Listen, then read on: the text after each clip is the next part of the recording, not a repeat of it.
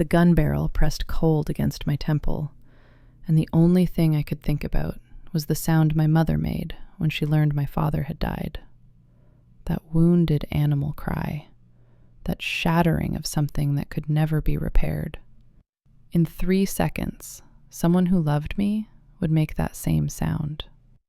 You have exactly 10 seconds to tell me why I shouldn't paint this floor with your brains, the man holding the weapon said, his voice terrifyingly calm. Behind him, 6 men in expensive suits stood with their hands folded, watching like spectators at a gladiator match. In the center of them sat a man on a leather chair that might as well have been a throne. He hadn't spoken yet. He didn't need to. His silence was the loudest thing in the room. Constantine Verano, the man whose empire I had been stupid enough to steal from. My knees were pressed against marble floor that cost more than every possession I'd ever owned combined. Blood dripped from a cut above my eye, and my right hand was broken in at least 2 places. They'd been thorough in their welcome. 5 seconds, the gunman continued. I should have been praying. I should have been begging. I should have been doing anything except what I did next. I laughed. The sound was unhinged, even to my own ears. It bubbled up from somewhere deep inside me, somewhere that had been cracked open by 3 years of watching my sister die slowly while I stood helpless. Somewhere that had nothing left to lose. The gunman hesitated. That hesitation was the first sign that maybe, just maybe, I wasn't going to die in this room. Something funny? Constantine Verano finally spoke. His voice was aged whiskey and cigarette smoke, smooth with a rasp that spoke of decades of power. Yes, I managed through the laughter that was becoming something closer to sobs. I spent 3 months planning that heist. 3 months of watching your men, learning your routines, figuring out the security systems. 3 months of living off rice and hope. And you know how long it took your people to find me? 6 hours, one of the men behind Constantine supplied. 6 hours, I repeated. I'm laughing because I actually thought I had a chance. I'm laughing because I'm about to die for $200,000 that I don't even have anymore, and my sister is going to die in a hospital bed, wondering why her brother never came back to say goodbye. The room went quiet. Even the gunman seemed to hold his breath. Constantine leaned forward in his chair. In the dim light of the room, his eyes looked like they were carved from obsidian. He was in his 60s, maybe older, but there was nothing frail about him. He was the kind of man who had survived enough assassination attempts to fill a cemetery. You stole $200,000 from my casino, he said slowly. You disabled security cameras. You bypassed a vault system that cost me $3 million to install. You walked out the front door dressed as one of my own men. And you did all of this alone? I met his gaze. There was no point in lying. Yes. How old are you? 23? He studied me for a long moment. Then he made a small gesture with his hand. The gunman stepped back, weapon still raised but no longer pressed against my skull. The money, Constantine said. Where is it? Mount Sinai Medical Center. Payment for my sister's cancer treatment. Whatever's left is paying for her room while she recovers from her latest surgery. I swallowed hard. It's gone. All of it. I couldn't give it back even if I wanted to. Before I tell you what happened next, before I reveal the moment that changed everything, I need you to do something for me. Drop a comment right now telling me where in the world you're watching this from. I want to know how far this story is traveling. And if you haven't already, subscribe to this channel because I promise you, you haven't heard anything yet. What happened next in that room is something I still can't fully believe, even though I lived it. Constantine Verano stood up from his chair. The men around him stiffened, hands moving toward concealed weapons. He walked toward me slowly, his Italian leather shoes clicking against the marble floor. When he reached me, He crouched down until we were at eye level. "What's your name, boy?" "Orin," I said. "Orin Vale." "Orin Vale," he repeated, tasting the name like wine. "You robbed me to save your sister. You showed more skill in one night than men I've paid for decades. And when I put a gun to your head, you laughed." He paused. "Either you're the bravest man I've ever met, or the most stupid." "Probably both," I admitted. Something flickered across his face. It took me a moment to recognize it, because it was so out of place in this room full of killers and marble and blood. It was amusement. "I have a proposition for you, Orin Vale." Constantine stood back up, towering over me. "You can die here tonight. Quick. Relatively painless. I'll even make sure your sister's medical bills are paid as a courtesy. Or," he let the word hang in the air like a blade. "Or what?" "Or you can work for me. Not as a thief. As something more. I have need of someone with your particular talents. Someone who can think like you think. See what others miss. Someone desperate enough to be loyal." I stared at him, certain I had misheard. "You want to hire me? I just stole $200,000 from you. And that's exactly why I want you." He turned and walked back to his chair. "The men who let you steal from me? They're dead now. All 7 of them. They were loyal to me for years, and they failed. You, a boy with nothing but desperation and cleverness, succeeded where my entire security team failed." He sat down, crossing his legs. "That kind of talent is rare. It would be a waste to put a bullet in it." My mind was racing. This had to be a trap, some cruel game before the real execution.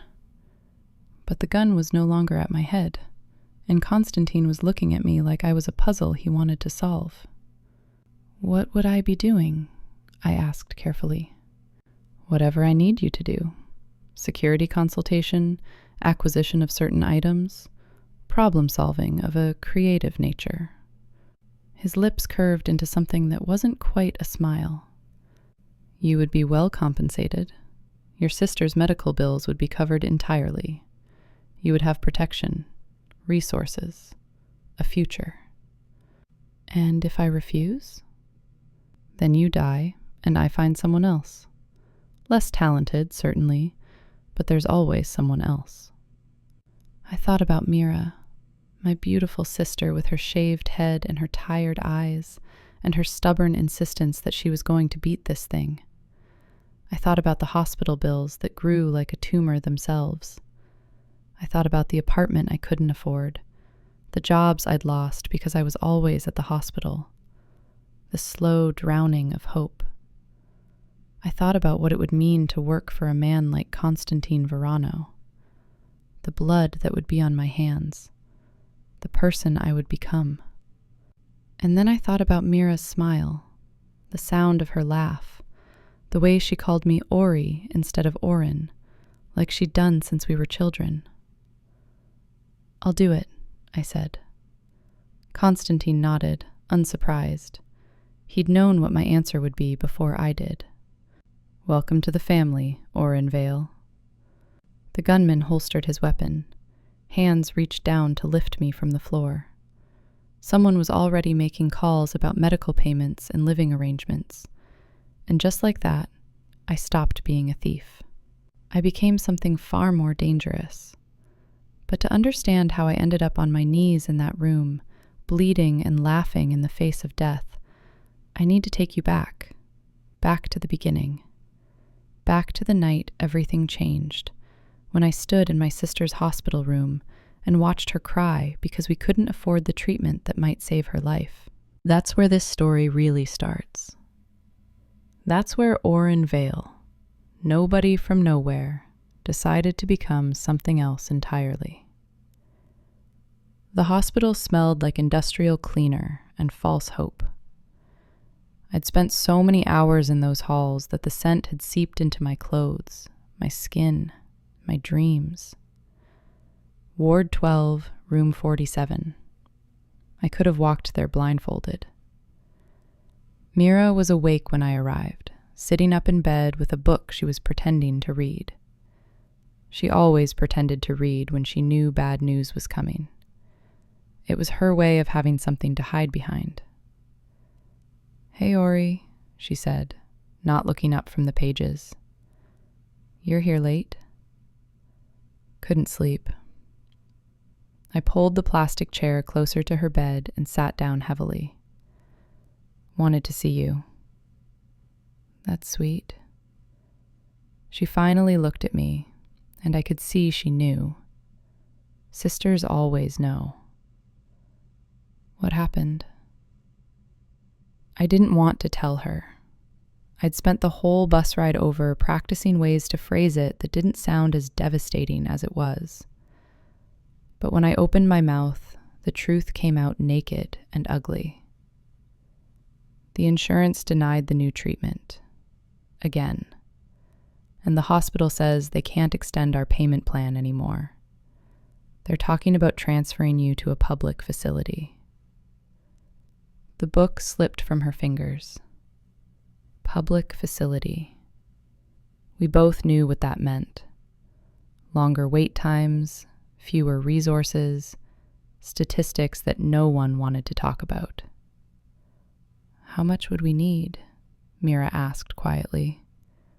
"To stay here, to get the treatment." "It doesn't matter." "How much, Orin?" I rubbed my face with my hands. 200,000. For the treatment and to keep the room for the recovery period. The number hung between us like a guillotine blade. $200,000.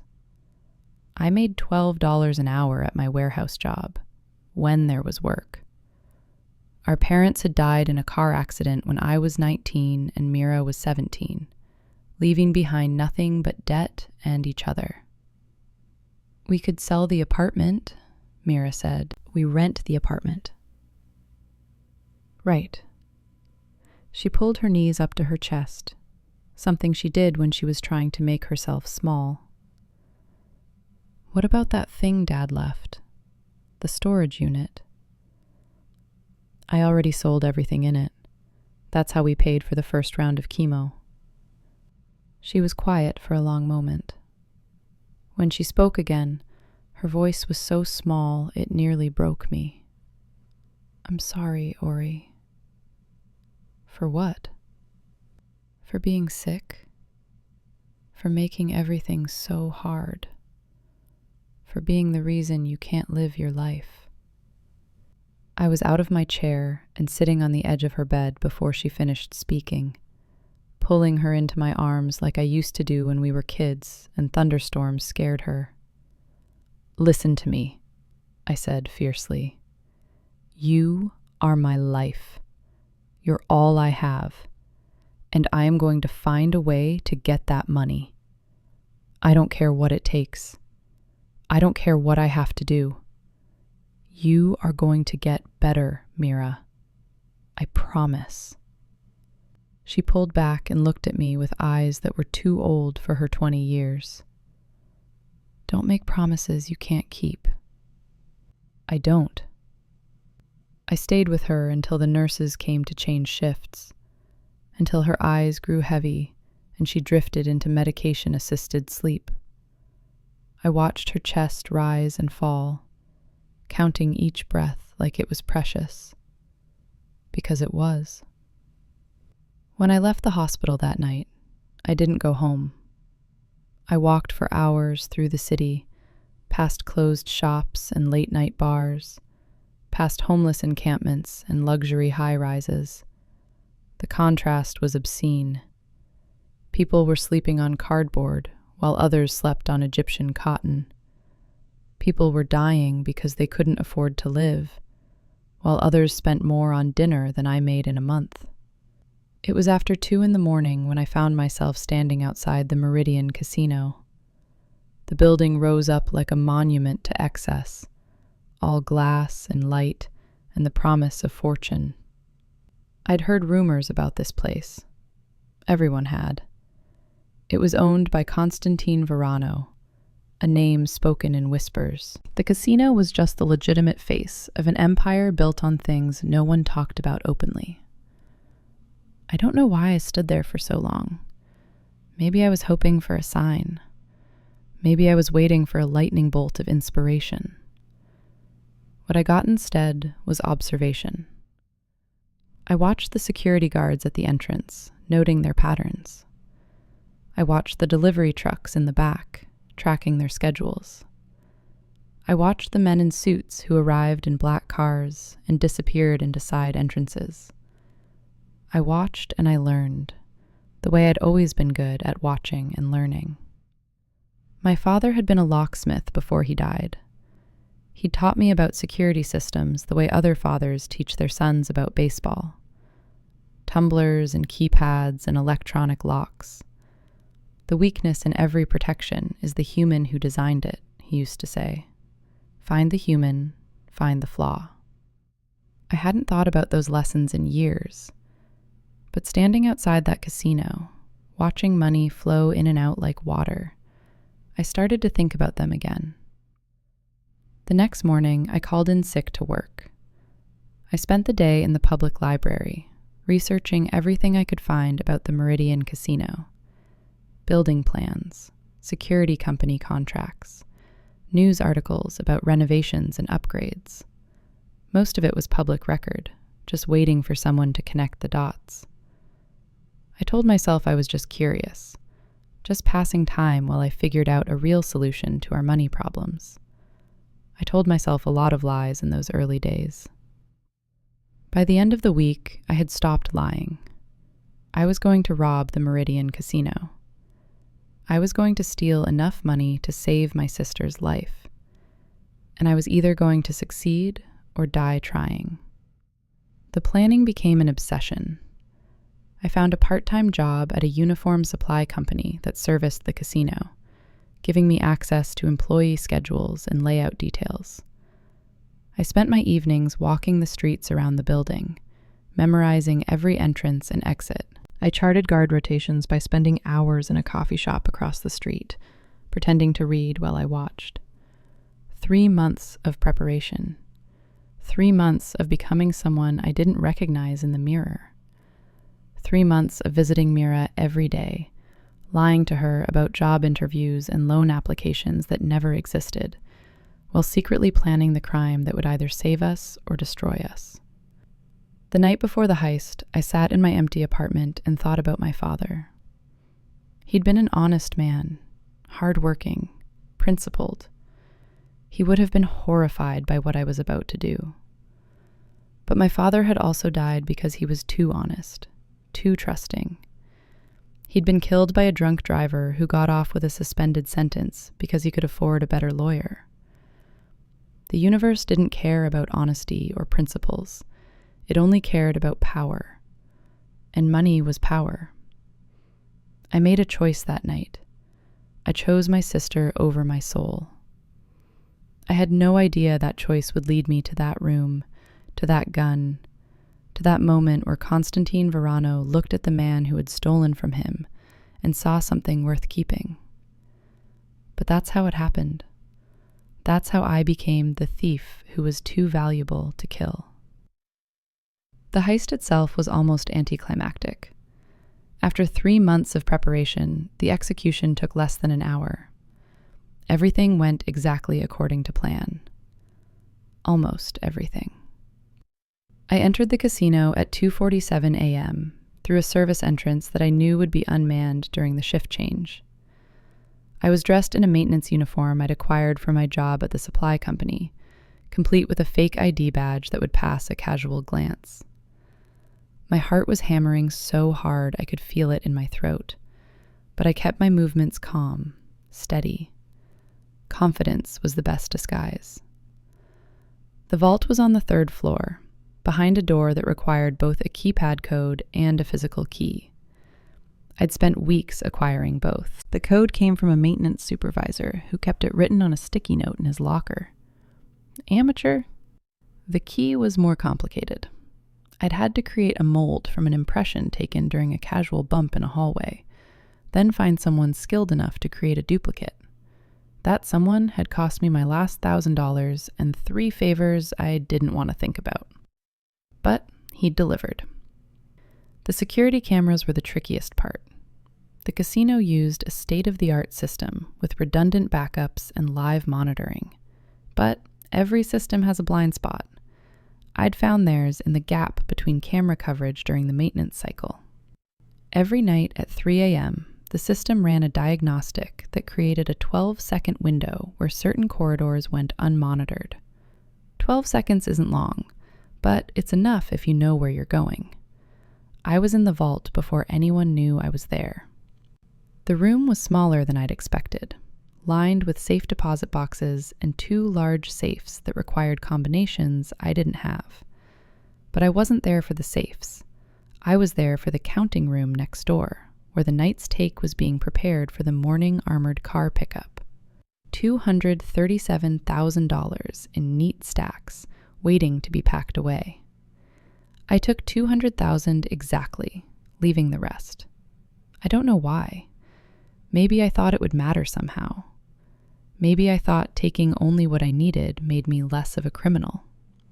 I was out of the building by 3:23 a.m., walking calmly toward a side street where I'd parked a borrowed car. I didn't run. Running attracts attention. I walked like a man who belonged exactly where he was, doing exactly what he was supposed to be doing. 12 blocks away, I finally let myself breathe. I'd done it. I'd actually done it. $200,000 sat in a bag in my passenger seat, more money than I'd ever seen in my life.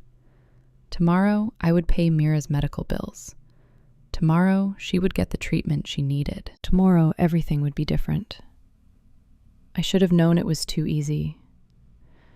The first sign of trouble came when I arrived at my apartment building and found a parking space directly in front. There was never parking directly in front. I sat in the car for a moment, engine idling, something cold crawling up my spine. The second sign was the light in my window. I always left the light off when I wasn't home.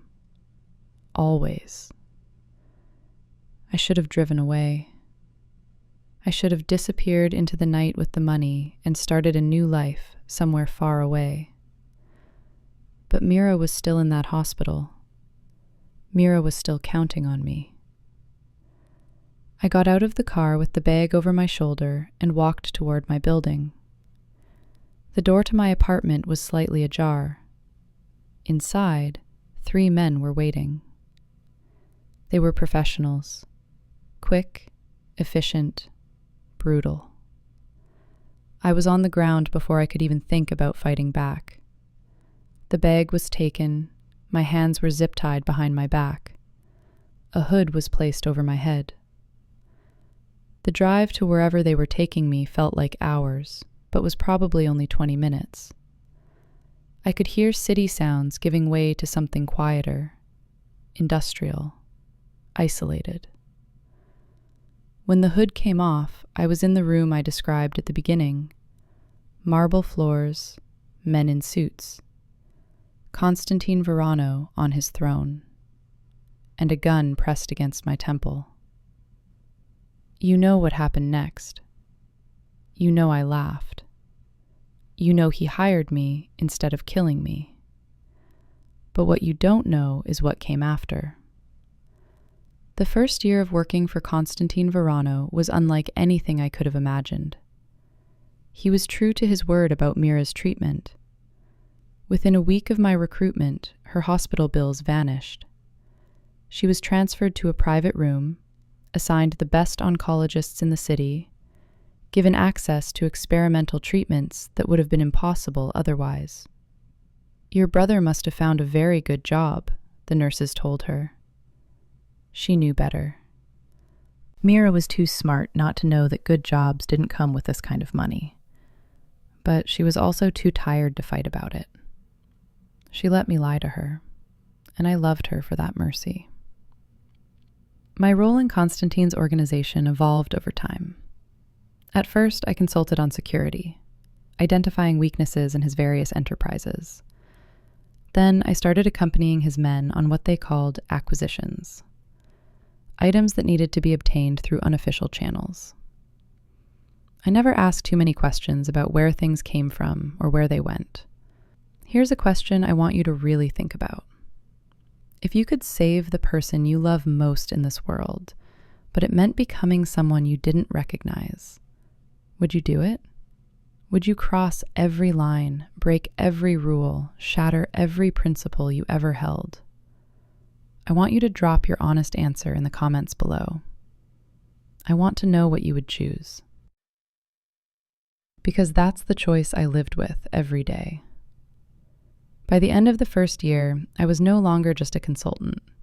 I had become Constantine's shadow, present at meetings I shouldn't have been in, privy to secrets that would have gotten anyone else killed.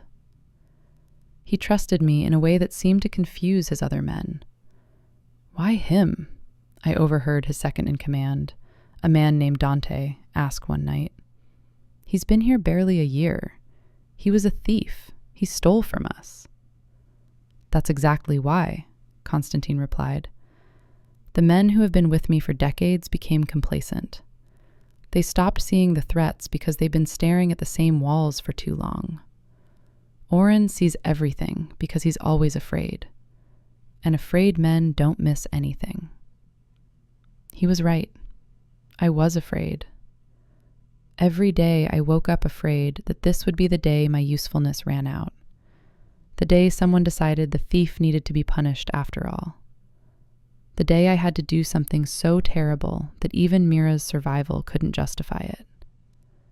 But fear was its own kind of fuel. It kept me sharp. It kept me valuable. And valuable men live longer in the Verano Empire.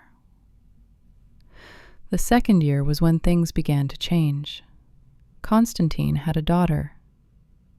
Leora Verano was everything her father was not. Where he was cold, she was warmth.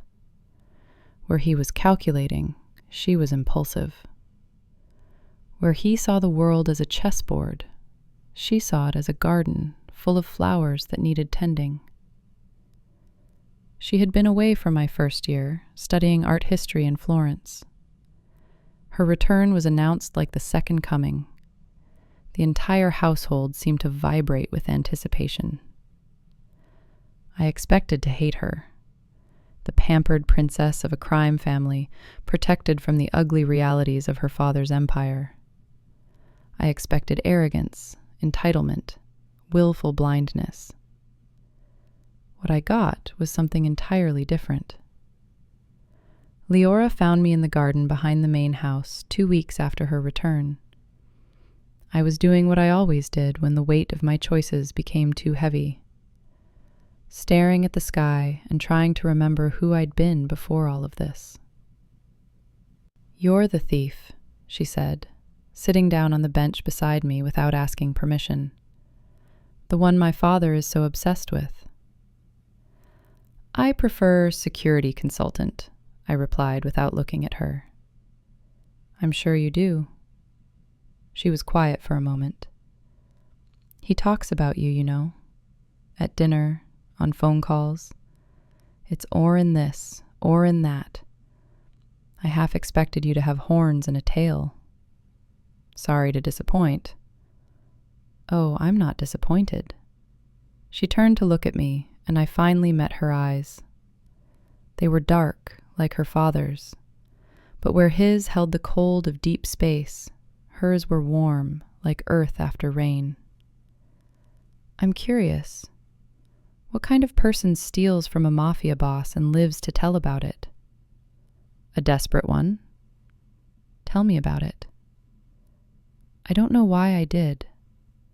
Maybe it was the isolation of my position, surrounded by men who saw me as a rival or a threat. Maybe it was the genuine interest in her voice, so different from the calculation I'd grown used to. Maybe I was just tired of carrying the weight alone. I told her about Mira, about the cancer and the bills and the impossible choice. I told her about the heist and the laughter and the gun against my temple. I told her things I hadn't told anyone. When I finished, she didn't say anything for a long time. Then she reached over and placed her hand on mine. "You're not a bad person, Orin Vale. You don't know that. I know that bad people don't feel guilty about the things they've done. They justify, they rationalize, they sleep soundly. You've been staring at the sky for an hour with the look of someone who's forgotten what peace feels like." She squeezed my hand. "That's not what bad looks like." It was the first moment of genuine human connection I'd felt since entering Constantine's world, and it terrified me. Over the following months, Leora and I became something that probably shouldn't have existed within the walls of a crime family. Friends. Then something more. We met in secret, in gardens and libraries, and the spaces between the eyes of watching men. We talked about art and philosophy and the dreams we'd had before reality intruded. She dreamed of opening a gallery, of filling walls with beautiful things and helping artists find their voices. It was such an innocent dream, so disconnected from the blood that funded her life.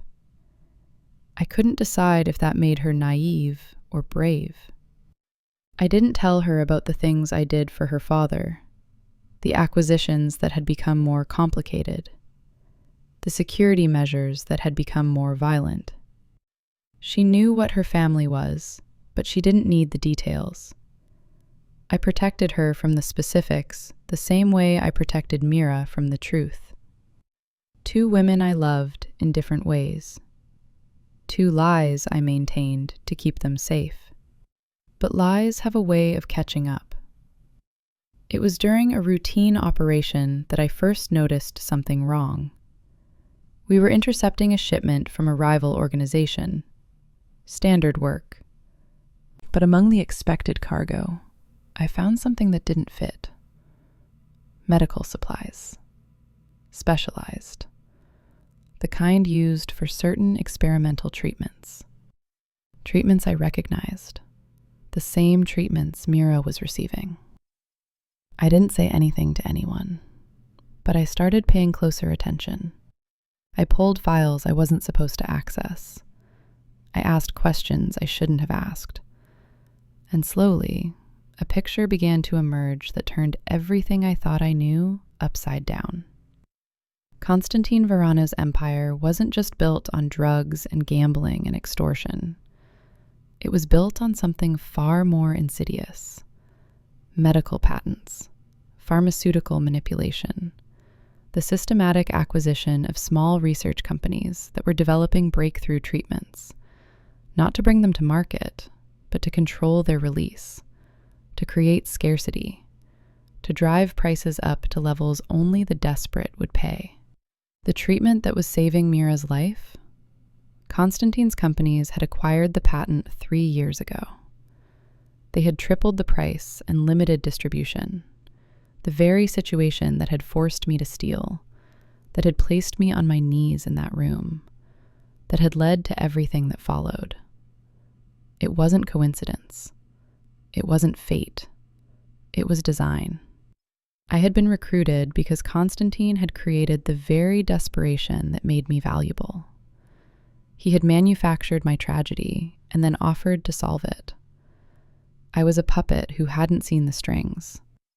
The realization hit me like a physical blow. I spent 3 days barely able to function, going through the motions while my mind screamed with the implications. Every moment of gratitude I'd felt, Every time I told myself I was doing what I had to do, every justification I'd constructed, all of it was a lie. And Leora, did she know? Was she part of it? Had our connection been manufactured too? I needed answers. I needed truth. And I was going to find it, no matter what it cost. The investigation consumed me. Every spare moment was spent digging deeper, uncovering more of the web that Constantine had woven. The more I found, the more horrified I became. It wasn't just medical patents. It was systematic exploitation on a scale I couldn't have imagined. Constantine's empire had tentacles in pharmaceutical companies, insurance providers, hospital networks. They identified patients with desperate conditions and limited resources. They maneuvered them into impossible financial situations. And then they recruited those patients, or their loved ones, through offers of salvation in exchange for service. I wasn't special. I wasn't unique. I was one of dozens, maybe hundreds, of people who had been trapped by the same mechanism. Desperate people turned into loyal soldiers through manufactured gratitude. The genius of it was terrifying. You couldn't hate the man who saved your family, even if he was the one who had endangered them in the first place. And even if you learned the truth, you couldn't leave. Because the treatment, the money, the protection, all of it would disappear the moment you were no longer useful. It was a prison without bars, and I had walked into it willingly. Leora found me in the library at 2 a.m, surrounded by documents I should have destroyed hours ago. Her face went pale when she saw what I was reading. "Where did you get those?" she whispered. "Does it matter?" She sat down across from me, and for the first time since I'd known her, she looked afraid. "If my father finds out you accessed those files, he'll kill you. Orin, whatever you think you found..." "Did you know?" I cut her off, my voice harder than I intended. "About the medical companies? About how he recruits people?" She was quiet for a long moment. When she spoke, her voice was barely audible. "Not the details. But I'm not blind, Orin. I've always known what my father is." "And you just accept it? What would you have me do?" There was sudden fire in her eyes. "Denounce him? Turn him in? He's my father. He's all the family I have. And in his own twisted way, he believes he's building something. A legacy. A structure that will outlast him. A legacy built on suffering, on manipulation, on people like me." "Yes." She didn't flinch from it. "And also on hospitals funded by his money. Scholarships, orphanages. My father is a monster, Orin. But he's a monster who builds things. The world is not black and white. And if you've survived this long in his service, you know that."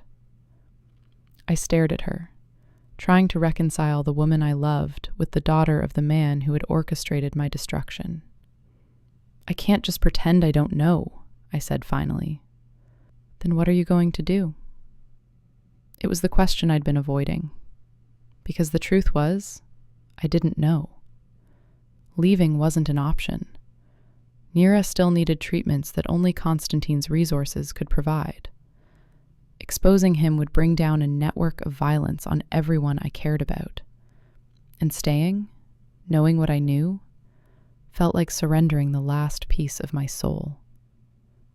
But there was a third option, one that had been forming in the back of my mind since I'd learned the truth. "I'm going to take it from him," I said quietly. "All of it." Leora's eyes widened. "You're insane." "Probably. But I'm also the best thief your father has ever employed. He recruited me because I could see weaknesses no one else could. He just never considered that I might see his." Over the following weeks, I began to plan the most ambitious heist of my life. Not of money this time. Of information. Evidence. The documents and files and proof that would expose Constantine's pharmaceutical empire and bring the whole system crashing down. It would require perfect timing, flawless execution, and access to parts of the organization that even I wasn't supposed to touch. It would require allies I wasn't sure I could trust. And it would require betraying the man who had given me everything, knowing that failure meant a death far worse than a bullet to the head. Dante, Constantine's second in command, had always resented my presence. But he wasn't loyal to Constantine out of love. He was loyal out of fear and ambition. If I could offer him something better, something that would put him in power without the risk of Constantine's wrath, he might be willing to help. The approach was delicate. Months of careful conversation, of planted seeds, of letting him believe the plan was his idea rather than mine. Dante was smart, but he was also arrogant. Arrogance makes people predictable. By the time I was ready to move, I had assembled a network that operated entirely in shadows. Dante, positioned to take over the empire after its fall. A journalist who had been trying to expose Constantine for years. A federal agent whose sister had died from a disease whose treatment had been priced out of reach. And Leora. She had come to me a month after our conversation in the library, her face pale with determination. "I want to help," she said. "Your father will destroy you." My father has already destroyed so many others. I've spent my whole life pretending I didn't see it, pretending that the art and the beauty could somehow balance out the ugliness. She took my hands in hers. "You made me realize I can't pretend anymore. I don't want to be the princess in the tower. I want to be something more." I should have refused. I should have protected her from what was coming. But I had learned by now that Leora was not a woman who could be protected against her will. She was her father's daughter in that way. Fierce, determined, unstoppable once she set her course. Together, we refined the plan. She had access to parts of the house I couldn't reach. She knew secrets that only family knew. And she was willing to sacrifice everything for the chance to break the cycle. The night of the operation arrived on a cold November evening. Constantine was hosting his annual gathering of associates, the house full of powerful men who controlled vast portions of the criminal underworld. It was the perfect cover. Maximum distraction, maximum chaos when things went wrong. And things would go wrong. They always did. What mattered was how we responded when they did. The first phase went exactly as planned. Leora drew her father into a long conversation about family matters, while I slipped away from the gathering. Dante had ensured that the guards in the East Wing would be called away at precisely 10 o'clock. I had exactly 12 minutes to reach Constantine's private study, access his safe, and retrieve the documents that would bring down his empire. 12 minutes. The same window I'd had at the casino all those years ago. Some numbers, it seemed, defined my life. The study was dark when I entered, lit only by the lights of the city through the window. The safe was hidden behind a portrait. Predictable. But the lock was more sophisticated than anything I'd encountered before. Biometric, voice recognition, a complexity that should have been impossible to bypass. Should have been. I had spent months studying Constantine's patterns. His voice was recorded from a dozen different conversations, spliced together to form the necessary phrase. His fingerprint was lifted from a glass at dinner 3 weeks ago, transferred to a silicone mold. The technology existed, if you knew where to find it, and had enough motivation to use it. The safe opened with a soft click. Inside were files, hard drives, documents spanning decades of criminal enterprise. But I wasn't interested in the everyday crimes. I needed the pharmaceutical files specifically. The evidence of manufactured medical crises. The proof that would expose the system rather than just the man. I found them. Dozens of folders detailing the acquisition of patents, the manipulation of prices, the targeted recruitment of desperate individuals. My own file was there. Mira's medical records. The calculation of exactly how much financial pressure would push me toward exactly the action they wanted. I had been a project, a case study, a successful recruitment completed according to predicted parameters. For a moment, I couldn't move. The weight of it pressed down on me, threatening to crush the breath from my lungs. Everything I had been through, everything I had become, it was all planned, all manipulated. Even my survival in that room had been calculated. Constantine had known he was going to recruit me before I even opened my mouth. The rage that surged through me was unlike anything I had ever felt. It was pure, cleansing, absolute. It burned away the last traces of gratitude, the lingering loyalty, the complicated affection I had developed for the old man despite everything. He had used me. He had used Mira. He had used everyone. And now I was going to end him. I gathered the files, transferred the digital data to the secure drive I carried. Everything was going perfectly. Until the lights came on. Constantine stood in the doorway, Dante beside him with a gun drawn. Behind them, I could see Leora being held by two of her father's men, her face bloodied, her eyes wide with fear and apology. "Did you really think I didn't know?" Constantine asked, his voice tired, almost sad. "I've known since the beginning, Orin. Since you started asking questions you shouldn't ask. Since you and my daughter began meeting in secret. Since Dante came to me with your little proposition." Dante smirked behind him. Of course. I had underestimated the depth of his loyalty. Or, more accurately, I had underestimated his fear. But I waited, Constantine continued, walking slowly toward me, because I wanted to see how far you would go, what you would be willing to sacrifice. And now I know. He reached me, his hand extending to take the files. You would sacrifice everything, even my daughter, even yourself. That's the kind of determination I tried to cultivate in you. You created me, I said through gritted teeth. You manufactured the whole thing. I identified potential and helped it reach its fullest expression. There's a difference. He took the files from my unresisting hands. You were destined for more than a warehouse and a slow death of mediocrity. I gave you purpose, power, love even, in Leora.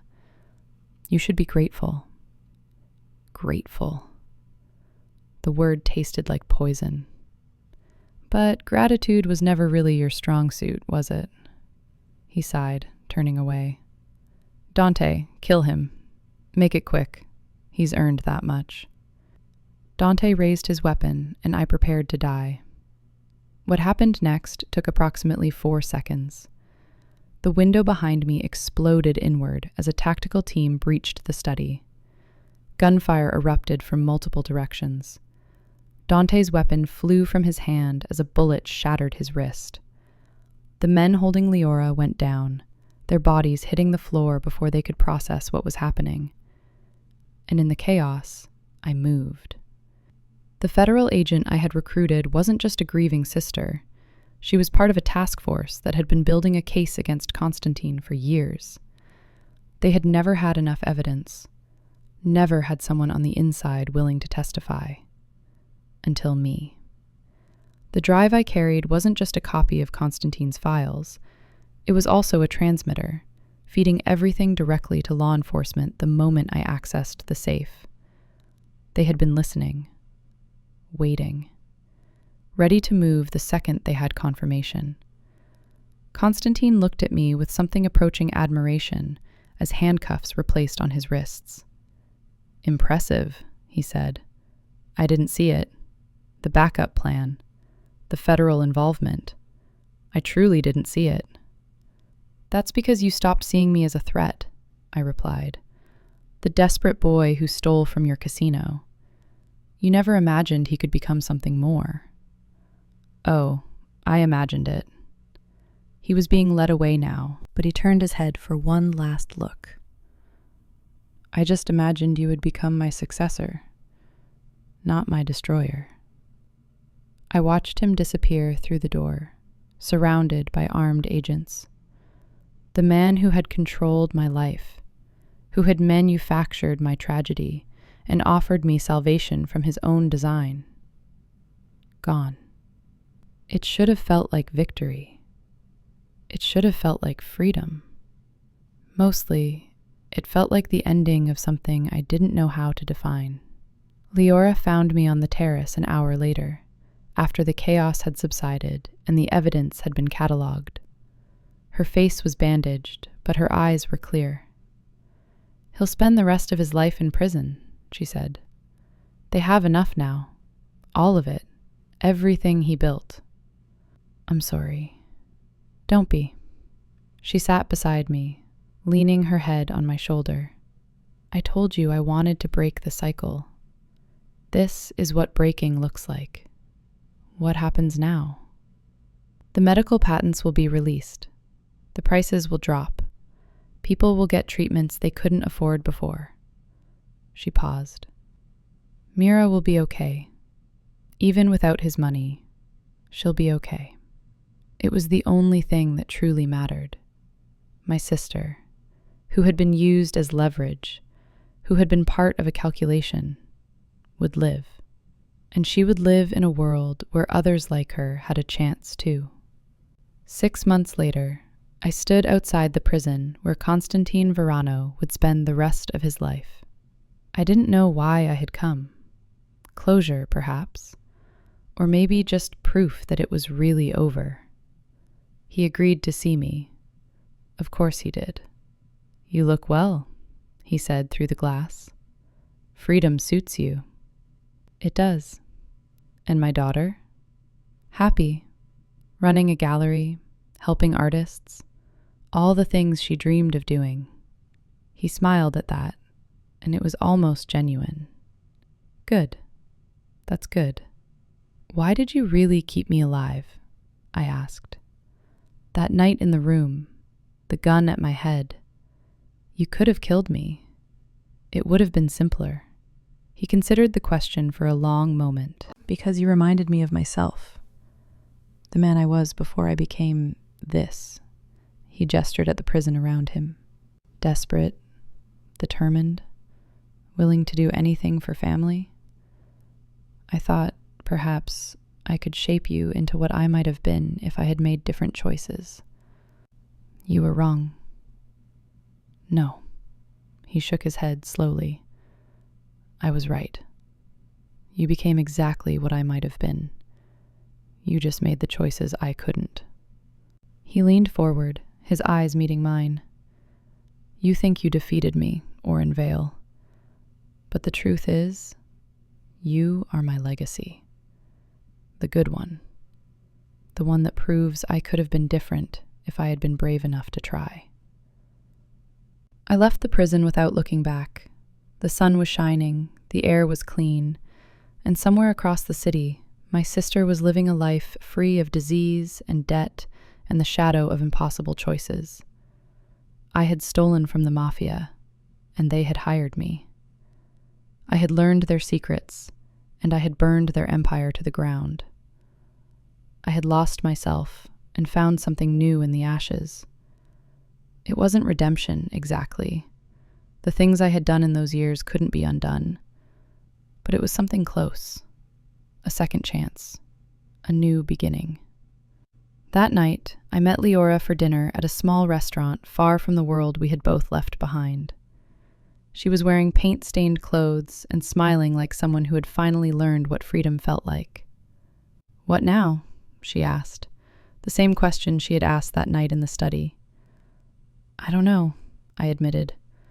"For the first time in my life, I don't have a plan." "Maybe that's a good thing." She reached across the table and took my hand. "Maybe we don't need a plan.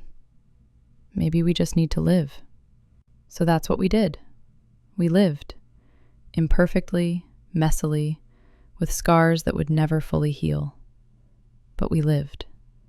And sometimes, when I look back at everything that happened, I realize that Constantine was wrong about one thing. I wasn't his legacy.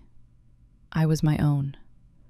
The boy who robbed a casino to save his sister, who laughed in the face of death, who burned down an empire rather than become part of it.